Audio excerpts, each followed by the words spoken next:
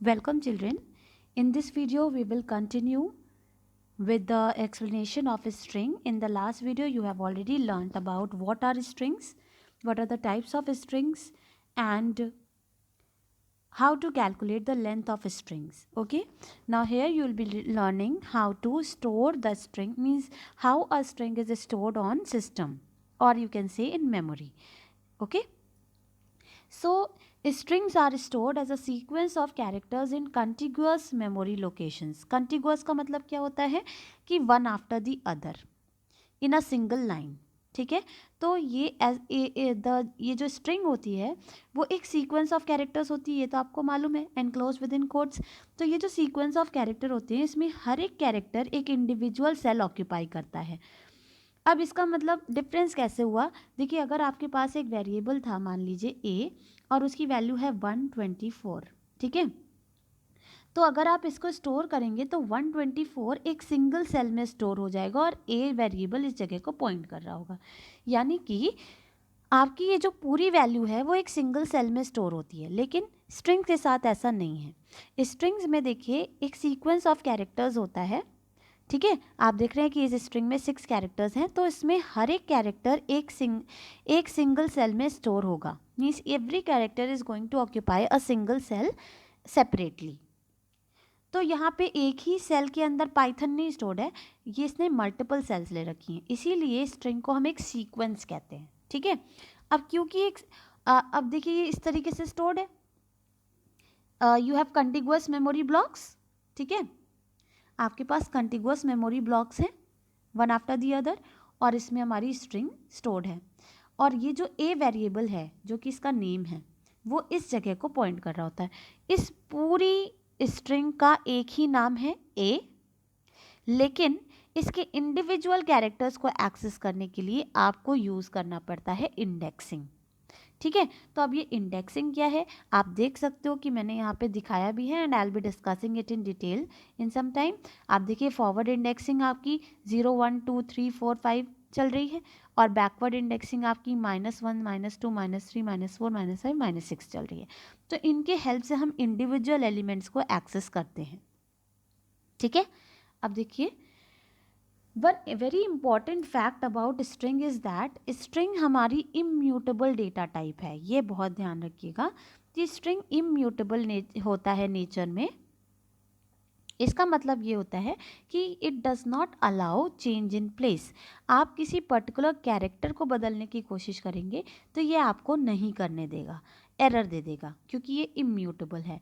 ठीक है, लेकिन आप चाहें कि एक इंटायरली न्यू स्ट्रिंग अलॉट कर दें, पहले वैल्यू थी अन्विता, अब वैल्यू हो जाए अंकिता, तो हो सकता है. ठीक है, अब देखिए मैंने इसी को इलस्ट्रेट किया है यहाँ पे. आप देखिए मैंने एक स्ट्रिंग ली अन्विता नाम से, तो वो इस तरीके से स्टोर होगी.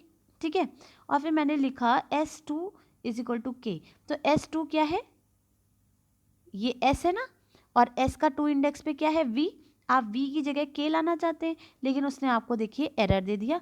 उसने कहा str object does not support item assignment, यानी कि एक पर्टिकुलर एलिमेंट को आप चेंज नहीं कर सकते हैं, ये इसको सपोर्ट नहीं करता.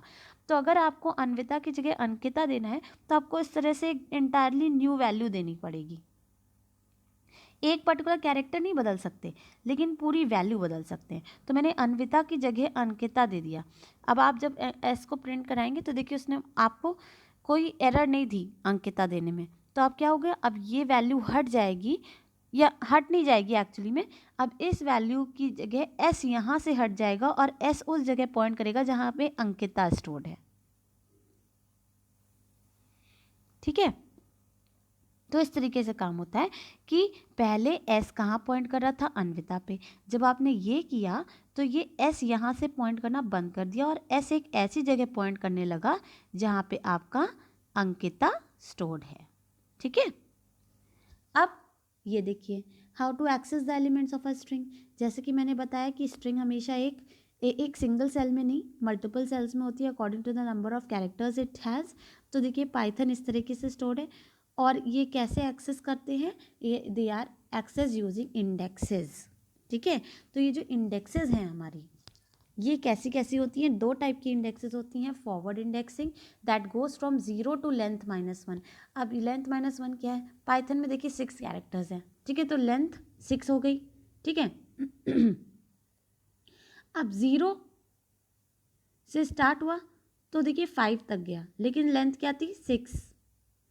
6 - 1 5, इसलिए देखिए फॉरवर्ड इंडेक्सिंग हमारी 0 टू लेंथ -1 जाती है, लेकिन बैकवर्ड इंडेक्सिंग -1 से माइनस लेंथ जाती है। देखिए -1 से माइनस लेंथ, 6 क्या था?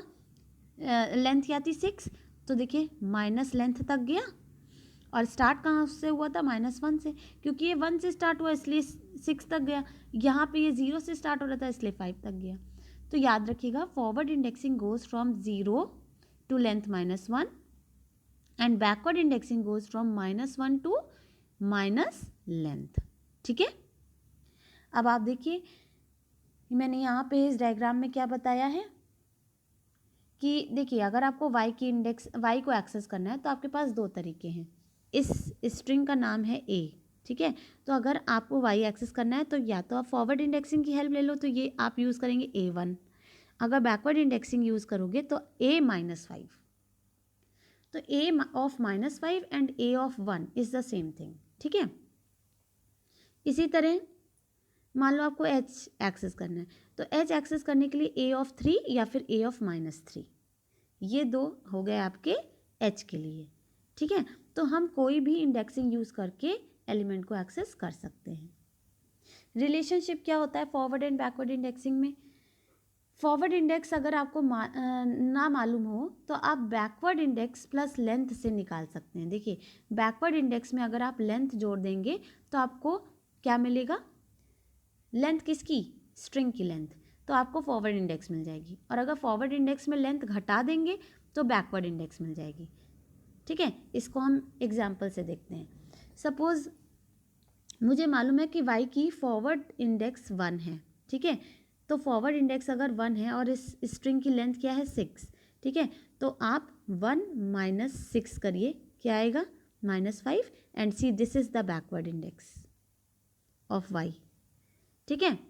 यानी कि अगर फॉरवर्ड मालूम है, फॉरवर्ड में लेंथ घटा दीजिए तो आपको बैकवर्ड मिल जाएगी, और बैकवर्ड में लेंथ जोड़ दीजिए तो फॉरवर्ड मिल जाएगी। देखते हैं, मान लीजिए मुझे -2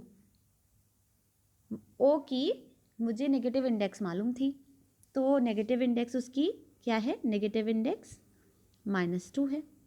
तो मुझे मतलब बैकवर्ड इंडेक्स, नेगेटिव इंडेक्स मतलब बैकवर्ड इंडेक्स, तो मुझे फॉरवर्ड इंडेक्स निकालने के लिए क्या करना पड़ेगा? Backward index plus length.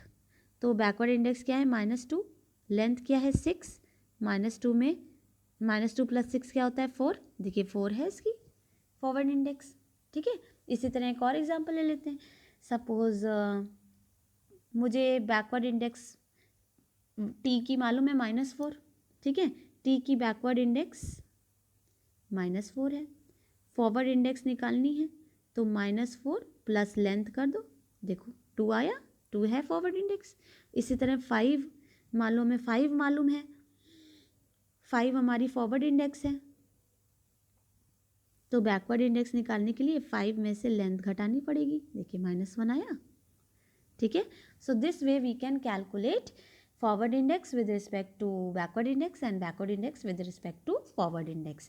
So this was about how strings are stored, how they are indexed, and how its elements are accessed. And very important point is that strings are immutable. आप किसी particular element को change नहीं कर सकते हैं, आप पूरी तरह से replace कर सकते हैं, ठीक है।